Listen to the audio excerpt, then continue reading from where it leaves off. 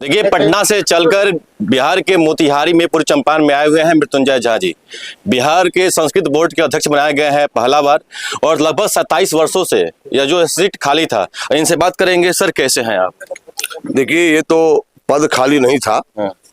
ये जानकारी कर लीजिए। इससे पहले भी लोग रहे हैं और कुछ वर्षों से तो खाली था। नेता भी रही हैं 22-23 में, और कई लोग रहे हैं। संस्कृत बोर्ड जिस काम के लिए बना है वो काम धरातल पर उतरे, यह विश्वास माननीय नरेंद्र मोदी जी, नीतीश कुमार जी, सम्राट जी ने दिया है।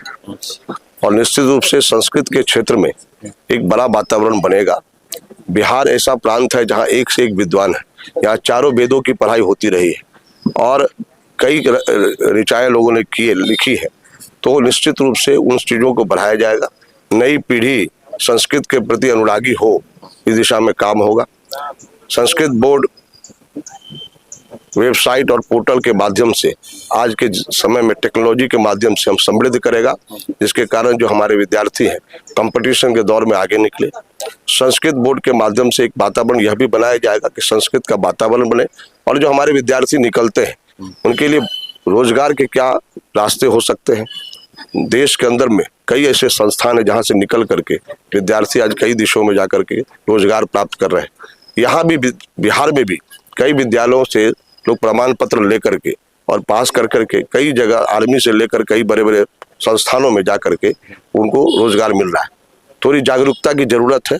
हम आप लोगों से भी आग्रह करेंगे कि संस्कृत का जो वातावरण है वो संस्कृत बोर्ड भी अपनी दिशा में पूरा प्रयास करेगा।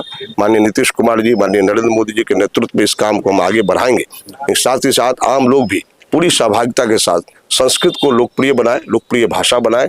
इस दिशा में जगह जगह अपने स्तर से अभी अभियान चलाएंगे तो मुझे लगता है जो संकल्प है वो सिद्धि की ओर प्राप्त करेगा। गांधी के कर्मभूमि पर आप आए हुए हैं और कोई भी शुरुआत जो है गांधी कर्मभूमि से ही करता है। मोतिहारी में बहुत सारा जो विद्यालय है वो पड़ा हुआ है, उसमें जो गाय चरती है, लोग आते हैं, खेलते हैं, रोज लगातार चोरियां होती है। मोतिहारी के कौन चौक, धर्मशाला चौक पे जो है एक विद्यालय भी है, वो संस्कृत विद्यालय। वहाँ पे कोई मतलब कुछ ठिकाना वगैरह नहीं है। क्या उसका विकास कर पाएंगे? विद्यालय है, अभी हमने सब मेरा 15 दिन हुआ है, मैं विद्यालयों को मैपिंग किया है और बहुत जल्दी विद्यालयों के अंदर हम क्या कर सकते हैं, क्योंकि अगर दिखता है तो स्वाभाविक है लोगों में उत्साह भी बढ़ेगा, संस्कृत के प्रति उनको भविष्य भी दिखाई देगा।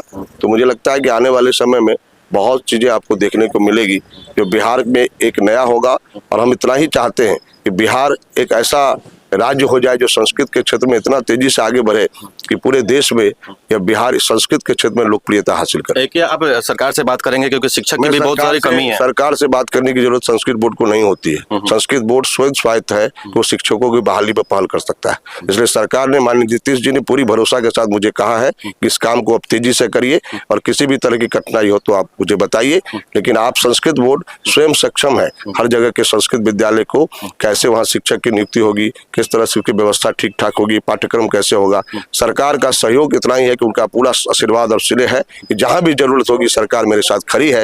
संस्कृत के क्षेत्र में काम करने वालों को आगे आना चाहिए।